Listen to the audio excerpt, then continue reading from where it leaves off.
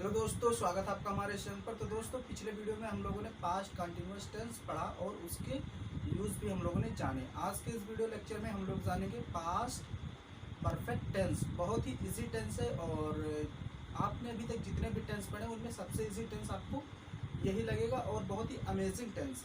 इसमें कुछ आपको सीखने को मिलेगा, स्पीकिंग में भी आपके काफ़ी हेल्प करता है। तो चलिए देखते हैं पास्ट परफेक्ट टेंस। अब थोड़ा सा अगर हम बात करें पास्ट परफेक्ट टेंस की, 1 मिनट, इसको मैं मिटा देता हूँ।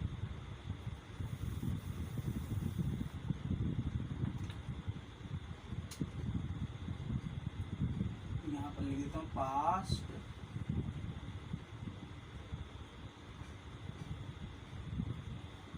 परफेक्ट और tense. Okay, past perfect tense.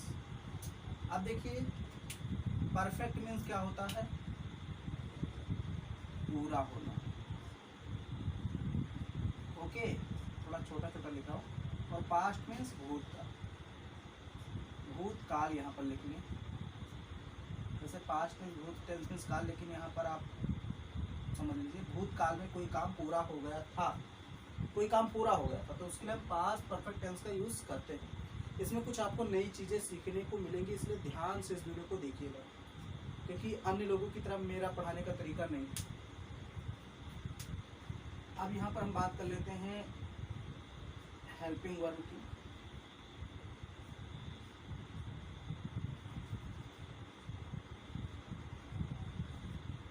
Helping verb की बात करते हैं और मेन वर्ब की बात करते हैं।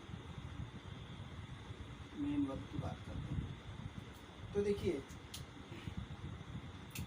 हेल्पिंग वर्ब इसमें हैड आता है, हैड। और ये जो आता है ये सिंगुलर प्लूरल दोनों के लिए आता है। ओके, और इसमें मेन वर्ब की बात करें तो वी थर्ड, यानी कि वर्ब की तीसरी फॉर्म, पास्ट पार्टिसिपल फॉर्म का यूज करते हैं। ओके, तो ये आपने देखा हेल्पिंग वर्ब, मेन वर्ब क्या है, ये सारी चीज़ें आप लोग जानते हैं, लेकिन मैंने लिख दिया यहाँ पर क्योंकि मैं बेसिक से पढ़ा रहा हूँ। तो जो नहीं जानते कम से कम वो सीख लें। और मान लीजिए, जैसे चलिए हम शुरुआत करते हैं। आपने पढ़ा होगा, अच्छे से पढ़ा होगा और 6, 7, 8, 9, 10 तक पढ़ा होगा। मैं एक सेंटेंस लेता हूँ। मैंने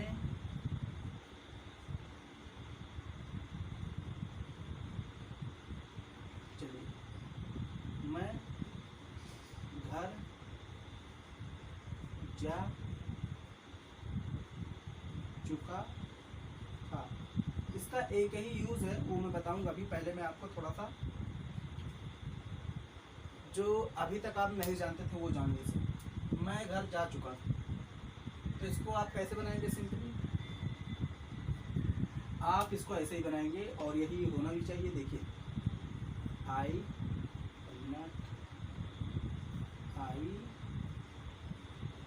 हैड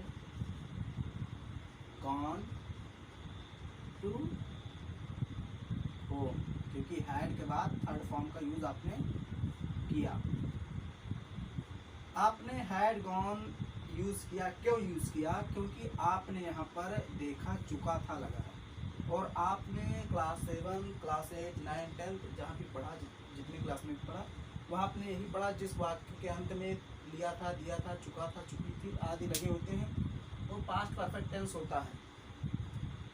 लेकिन ये सेंटेंस आपका गलत है। आपको इसको इस तरह से नहीं लिखना है, because we never use past perfect tense for single isolated activity. अगर कोई सिंगल आइसोलेटेड एक्टिविटी है, सिंगल मीन्स एक, आइसोलेटेड मीन्स अलग, एक्टिविटी मीन्स काम, कोई एक ही काम है, सेंटेंस में कोई एक ही काम हो रहा है, तो उसके लिए हम पास्ट परफेक्ट टेंस का यूज नहीं करते। We never use past perfect tense for single isolated activity. Okay, तो यहाँ पर ये आपका सेंटेंस गलत हो जाएगा,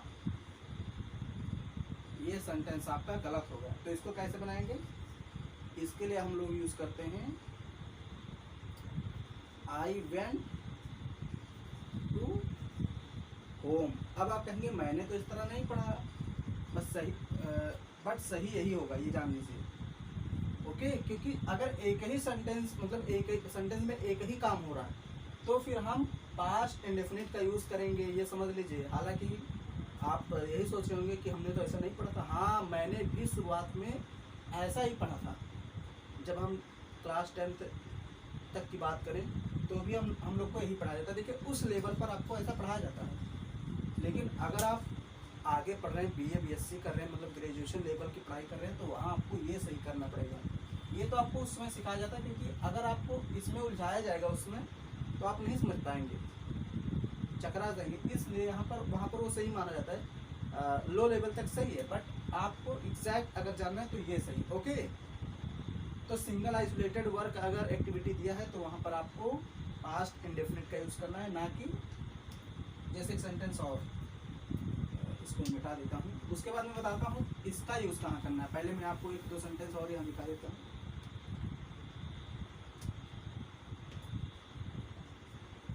मैंने यह पाठ कल पढ़ लिया था। ओके, तो सिंगल एक ही वर्क हो रहा है पढ़ने का। ओके, एक ही एक्टिविटी हो रही है, तो इसको लिखेंगे आई पढ़ लिया था, आई रेड दिस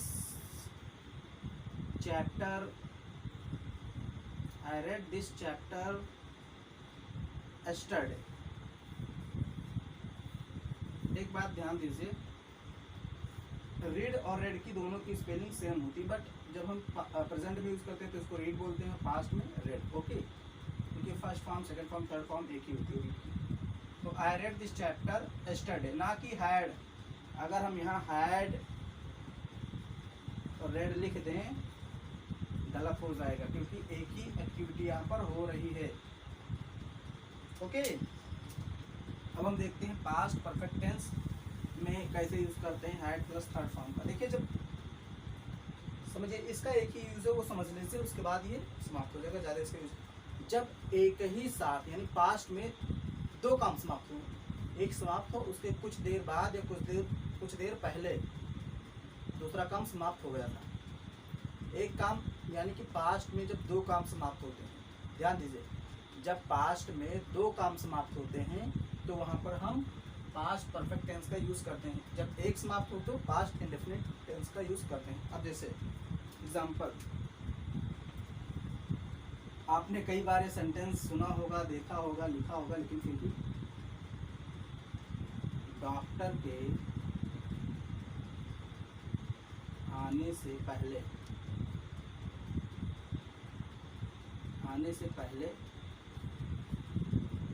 मरीज मर चुका था। डॉक्टर के आने से पहले मरीज मर चुका था। तो डॉक्टर के आने से पहले, डॉक्टर के आने, ये क्या हो गया, एक्शन ए हो गया, मरीज मर चुका था, एक्शन बी, यानी दो काम हुआ, दोनों पास्ट में हुआ।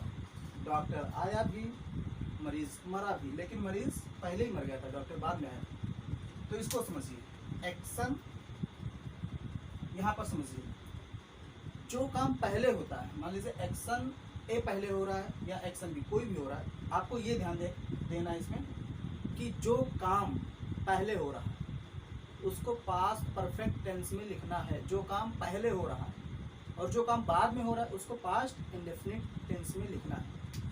एक बार और ध्यान से समझ लीजिए, जो काम पहले हुआ है उसको पास्ट परफेक्ट टेंस, जो बाद में हुआ उसको पास्ट इंडेफिनिट टेंस।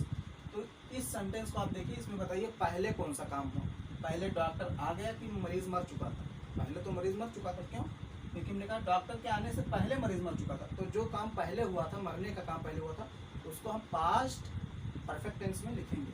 तो इसको कैसे लिखेंगे, एक्शन बी को हम पहले यहाँ पर लिखेंगे। द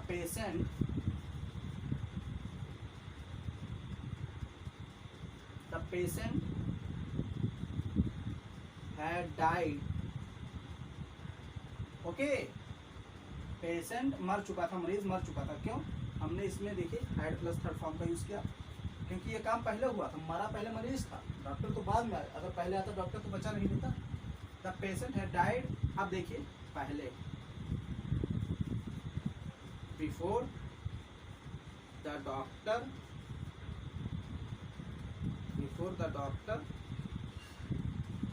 केम, इसको हम सेकेंड फॉर्म लिखेंगे, यानी कि पास्ट इंडेफिनिट में लिखेंगे। ओके, समझ गए। ये थोड़ा सा कंफ्यूजन होता है आपको, जब आपने सेंटेंस पढ़ा होगा शुरू में, कई बार आपको कंफ्यूजन हुआ होगा कि किसको हम पास्ट परफेक्ट में लिखें, यानी किसको थर्ड फॉर्म में लिखें, किसको सेकेंड फॉर्म में। ये चीज़ आपको बहुत परेशान कर रही होगी। आज उसको हम लोग हल कर लेंगे, सॉल्व हो जाएगा वो कंफ्यूजन आपका। इसको भी मैं मिटा देता हूँ। दूसरा सेंटेंस लेते हैं। दूसरा भी सेंटेंस बहुत फेमस है। मेरे स्टेशन पहुंचने के पहले ट्रेन जा चुकी थी। अभी इसके बाद हम बाद वाला लेंगे, जा चुकी थी। मेरे स्टेशन पहुंचने ट्रेन जा चुकी थी। तो देखिए पहले पहुंचा कौन, पहले मैं पहुंचा कि पहले ट्रेन गई। यहाँ पर देखिए मेरे स्टेशन पहुंचने के पहले ट्रेन जा चुकी थी, ट्रेन पहले ही चली गई थी। और जो काम पहले होता है उसको हम लिखते हैं past perfect. The train had, अब गॉन लिख दीजिए या लेफ्ट लिख दीजिए। ओके, गॉन लिख दीजिए या लेफ्ट, दोनों सही रहेगा। The train has gone, the train had left. Okay, चाहे लेफ्ट लिखे चाहे गॉन, तो एक ही मैं लिखता हूँ यहाँ पर, left. The train had left before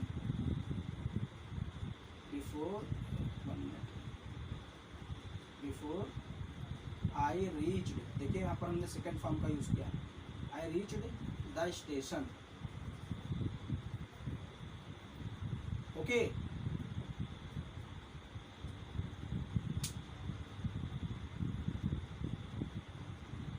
आपने देखा